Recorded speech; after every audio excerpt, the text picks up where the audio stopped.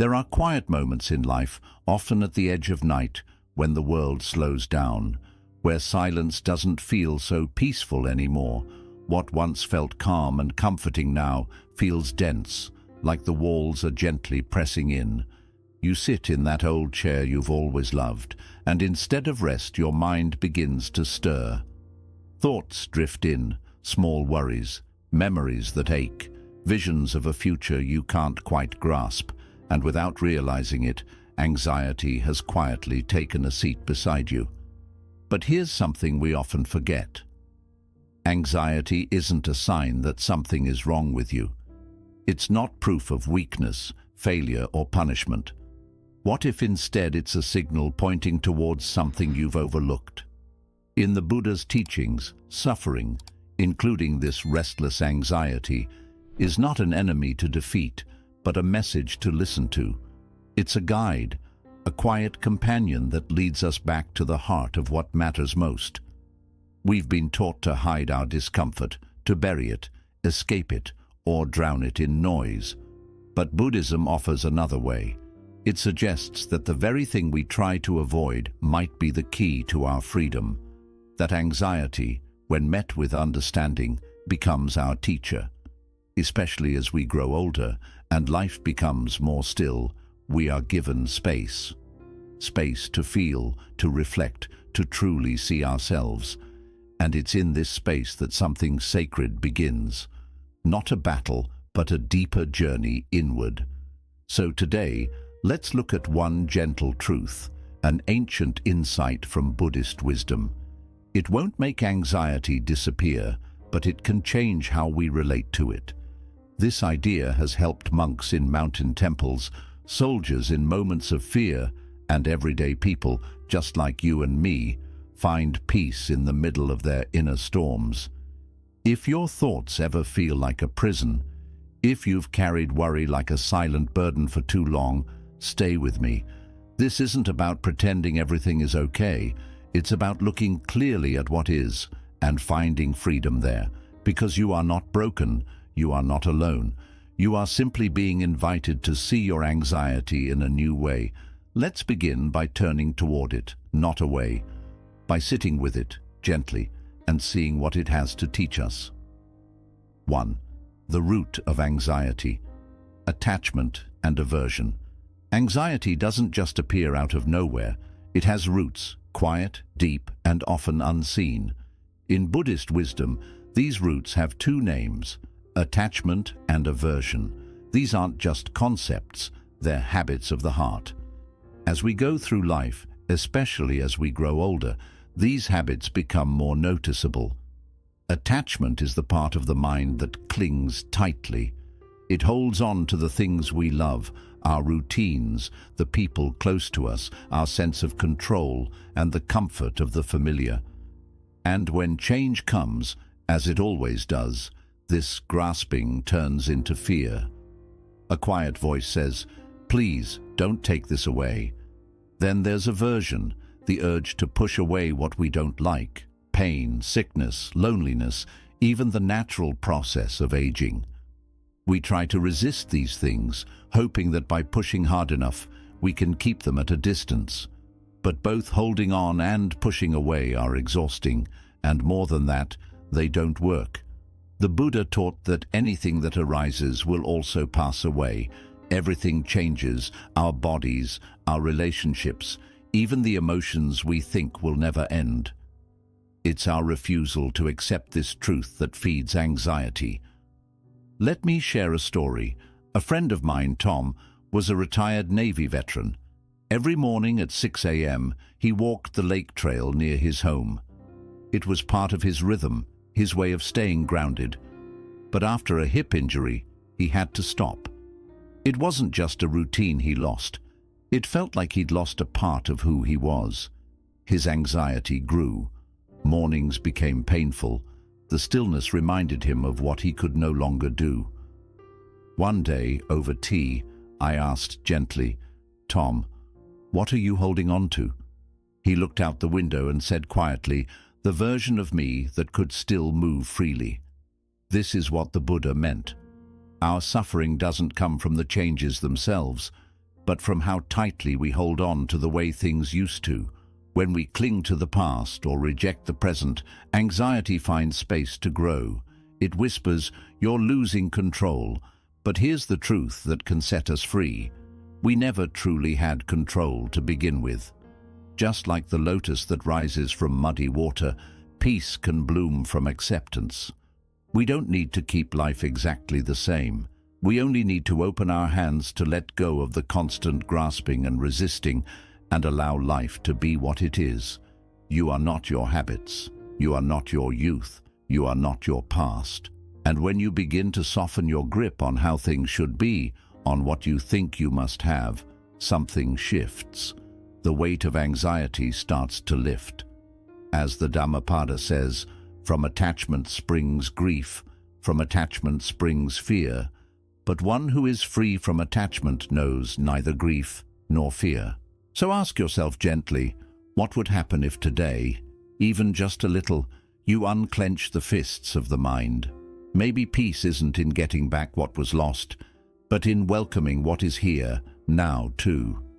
The thought that frees you, this too is just a thought. There comes a moment in life, maybe during a quiet night or in the middle of a busy day, when a thought slips in without warning and settles heavy on the heart. It might whisper, "Something's wrong," or shout, "What if this never gets better?" And before we even notice, we're not here in the present anymore. We're lost inside that thought, caught in a world made of fear and tension. But the Buddha offered a gentle truth, simple but powerful. This too is just a thought. Let that sink in. Not every thought we have is true. Not every thought deserves our trust. Some come from old fears. Some are patterns we've carried for years. Others are just the mind doing what it always does, trying to protect, trying to prepare. But a thought, even a strong one, is not a fact. It's just a cloud passing through the sky of the mind. There's a saying from a wise monk, "Don't believe everything you think." Even the thoughts that feel urgent and serious are often just ripples on the surface. When we learn to watch them without grabbing hold, we begin to feel something surprising. Space, calm, clarity. So much of anxiety starts with just one thought, and that thought grows only when we treat it as truth, without question. Let me tell you about Marlene, a 76-year-old woman adjusting to life after her husband passed. She lived alone, and in the quiet, fears started creeping in. What if I fall? What if I forget something important? What if I lose my memory? These fears weren't impossible, but they weren't happening. They were just thoughts arriving with a racing heart and a restless mind. Marlene began attending mindfulness classes at her local senior center. One day, her teacher asked the group to write down this sentence, "This thought is not me, it is just a thought." At first it seemed silly, but Marlene started using it. Each time fear visited, she whispered the sentence. Slowly, like a knot loosening, her anxiety began to soften. In Buddhism, this practice is called non-identification, the ability to see thoughts for what they are, temporary movements in the mind, not the truth of who we are. Your thoughts are not you. They come and go, like wind moving through trees. Some are helpful, many are not. But none of them define your true self. The practice isn't to fight anxious thoughts or feel bad for having them. The practice is to notice them, to gently say, "Ah, there you are, thought. I see you. But you are not reality, and you are not in control." This may seem small, but it changes everything. You shift from being inside the storm to quietly standing beside it. As the great teacher Ajahn Chah once said, "If you let go a little, you'll have a little peace. If you let go a lot, you'll have a lot of peace. If you let go completely, you'll be free." So next time anxiety rises, try this. Take a breath, soften your heart, and say gently, "This too is just a thought." No resistance, no panic, just a moment of truth in the middle of the noise. 3.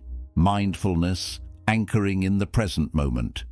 Anxiety often starts in small ways: a slight unease while sipping tea, a tightness in the chest while folding clothes, or a nagging feeling that something isn't quite right, though nothing has happened. For many older adults, especially those who live alone or follow quieter routines, this subtle anxiety can slip in like a chill breeze under the door.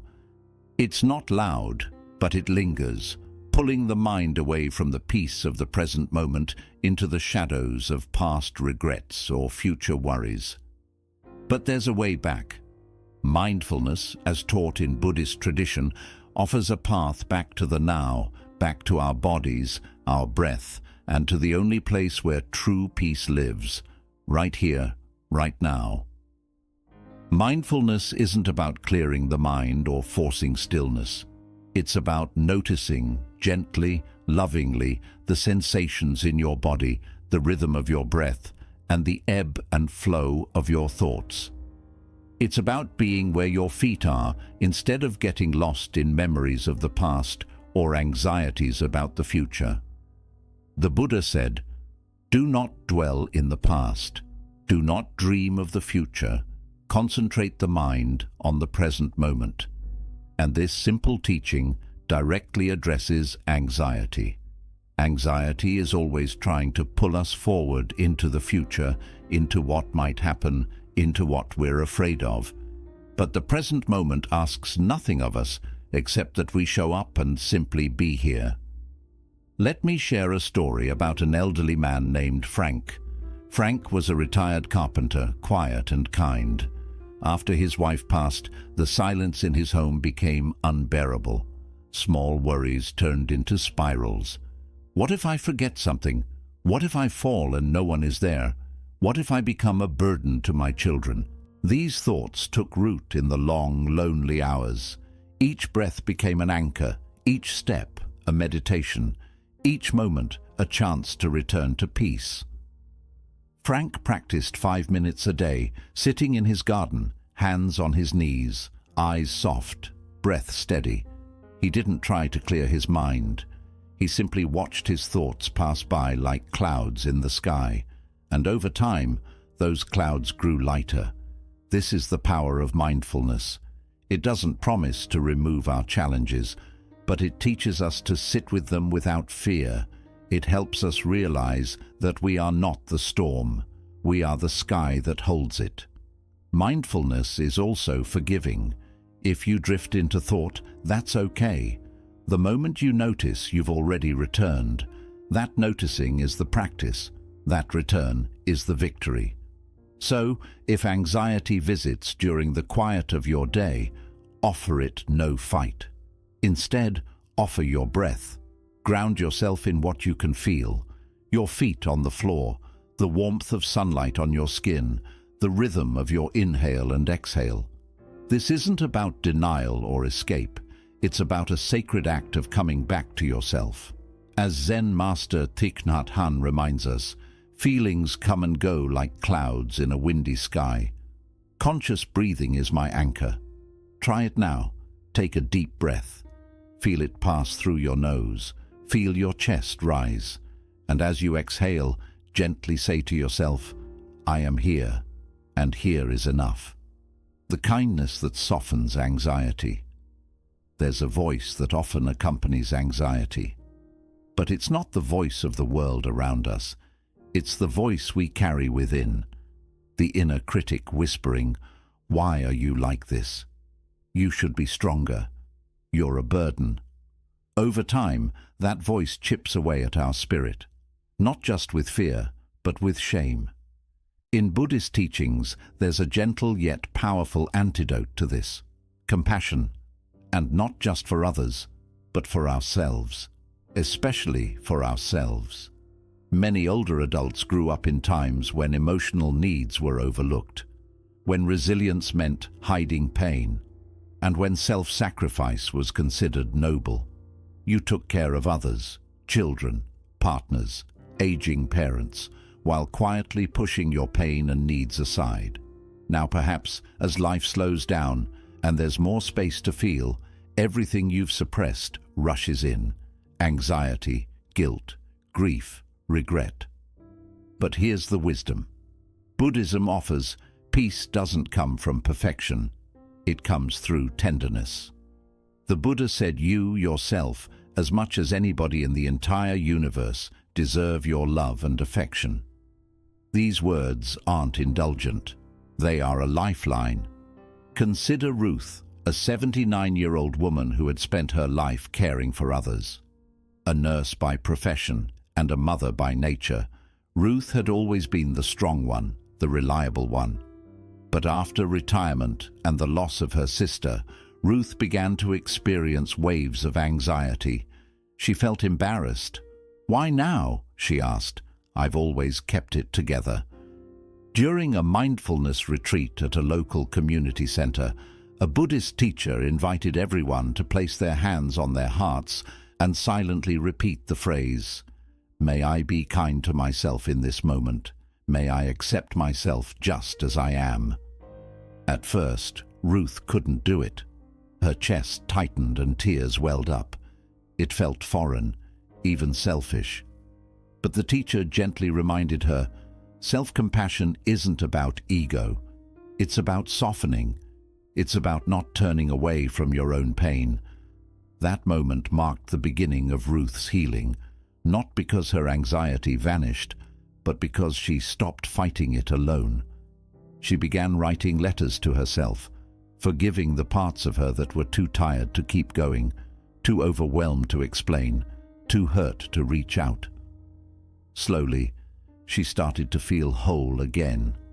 In Buddhist practice, compassion is considered the medicine of the heart, and like any medicine, it must be taken regularly, especially when suffering arises. Here are some gentle ways to practice self-compassion in daily life.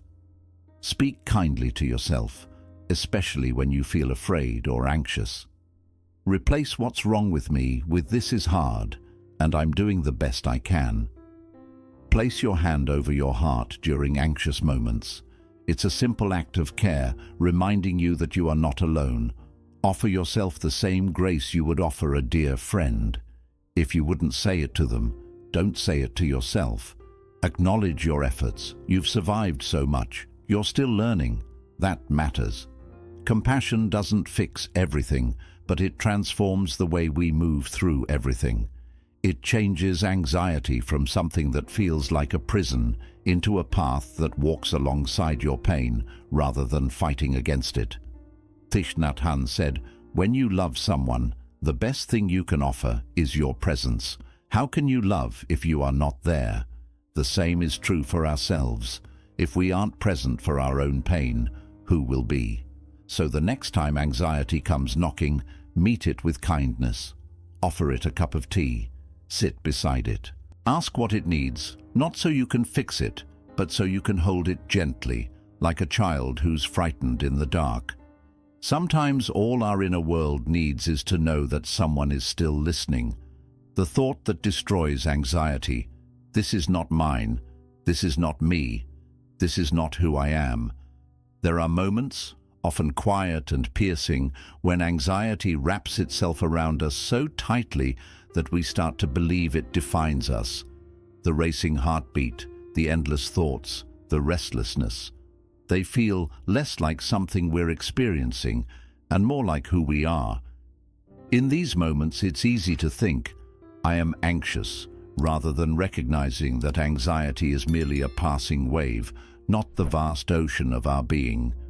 But over 2,500 years ago, the Buddha shared a profound teaching that offers a way to free ourselves from this suffering. A thought so simple, yet so powerful, that it can dissolve anxiety's grip the way sunlight dissolves fog. That thought is, "This is not mine, this is not me, this is not who I am." This phrase isn't about denial, it's about liberation. It doesn't resist anxiety. Instead, it gently lets go of the false belief that we are our suffering. The Buddha's teachings on non-self, as described in the Anatta Lakkhana Sutra, remind us that we are not the thoughts, feelings, or sensations that pass through us. Just as the sky is not the storm, we are not our anxiety. When we cling to fear, thinking it is part of our identity, it gains power. But when we tell ourselves, "This is not me," we reconnect with our true nature, vast, peaceful, and unbound. Let me share the story of Walter, an 82-year-old widower who had been struggling with anxiety ever since his wife passed away. He described it as a gnawing feeling in his chest, a sense of dread he couldn't pinpoint. It would come and go, but when it arrived, it consumed him. "It feels like I'm disappearing into the fear," he once said. One afternoon at a local mindfulness group, the instructor led a meditation based on the Buddha's teaching of non-identification. She guided the group through waves of sensations and emotions, softly repeating the words, "This is not mine. This is not me. This is not who I am." Walter sat quietly, hand over heart, silently repeating these words in his mind. As the tension in his chest began to loosen, something shifted within him, not all at once, but enough for him to take a deeper breath. In the weeks that followed, Walter practiced this teaching daily. When anxiety would appear, instead of fighting it or succumbing to it, he would acknowledge it gently. "Ah, here it is again," he'd think.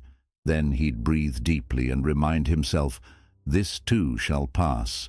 This is not who I am." Each time the storm of anxiety became a little less intense. The beauty of this teaching is that it doesn't promise to make anxiety disappear. Instead, it offers freedom within it. The Buddha didn't say we wouldn't face fear or sorrow. What he showed us was how to stop suffering unnecessarily because of them. Let's break the phrase down. "This is not mine." This means we don't claim ownership over the emotion.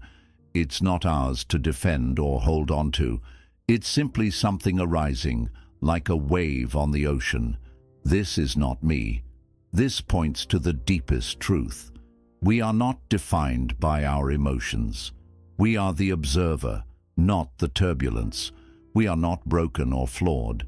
We are the awareness watching everything unfold. This is not who I am. Our identity isn't shaped by fear, worry, or sadness. Beneath everything lies our real nature, calm, kind, and steady. The next time anxiety shows up, pause and remind yourself, "This doesn't belong to me. This is not me. This is not who I truly am." You might notice something surprising. The feeling may still be there, but its grip on you will start to loosen. You move from being caught in the storm to becoming the sky that holds it. As Thich Nhat Hanh once said, "Feelings come and go like clouds in a windy sky." Mindful breathing is my anchor, and so is this thought. It becomes a light in the fog, a guide when you feel lost in your thoughts. As we grow older, this practice becomes not just helpful, but necessary. Aging brings new doubts, sudden loneliness, changes in the body, and the reality of goodbyes. But none of these take away who we truly are. The thought, "This is not mine, this is not me, this is not who I am," isn't just for anxious moments. It's a reminder for freedom, for taking back our space, for remembering our true self, calm, aware, and timeless. The truth is, you were never your anxiety. You are the calm that stays when the wave passes. You are the sky that holds every moving cloud, and through it all, you are still here. A guided practice for using this thought in daily life. It's one thing to hear a teaching that touches the heart, that feels right, like a cool breeze blowing through an open window after a long, stuffy silence.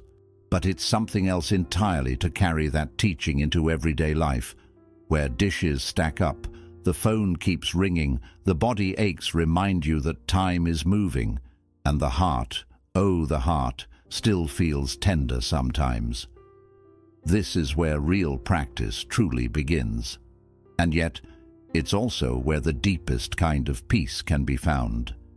The Buddha's wisdom wasn't meant to stay high above us or live only in ideas.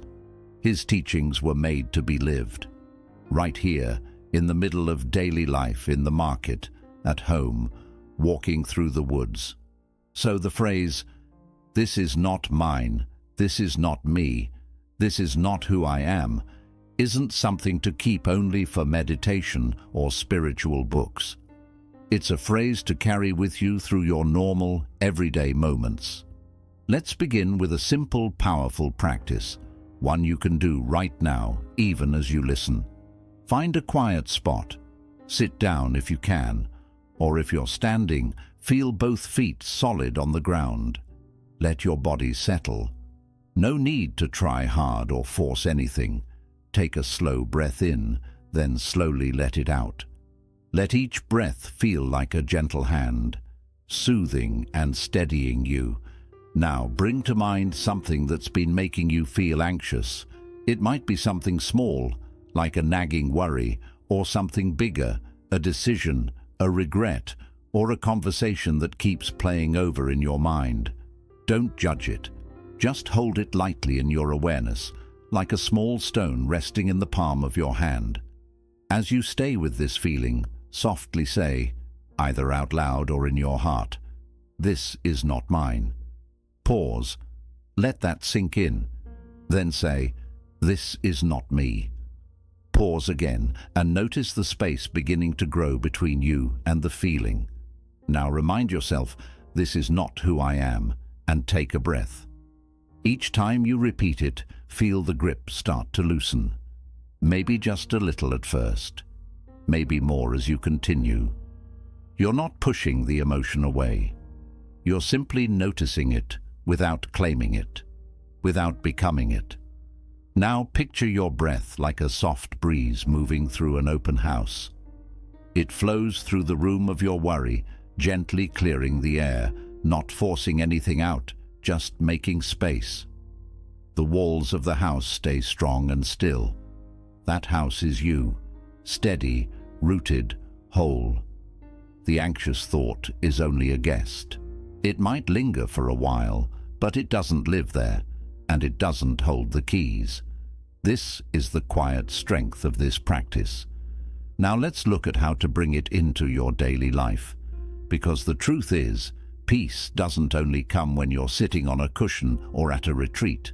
You need it at 3 a.m. when you wake up with a heavy feeling in your chest. You need it when your grown child hasn't called in weeks and you start wondering if you did something wrong.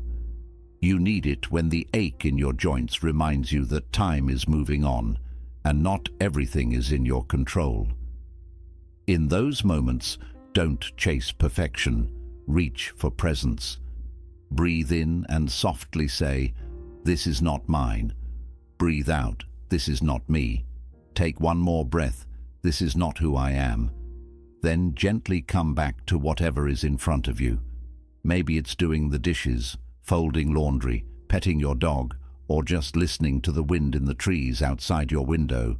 In this way, the practice becomes part of your daily life. It's not something extra, it's how you move through the world. And here's the beautiful thing.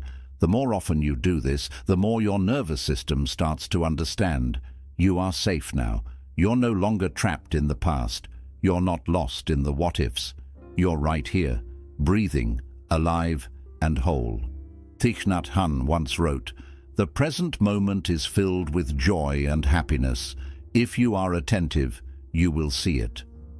This simple phrase, "This is not mine, this is not me, this is not who I am," is a bridge that brings you back to that joy.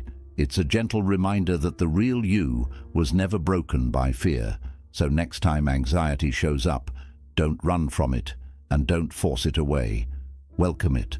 Like a guest you no longer fear.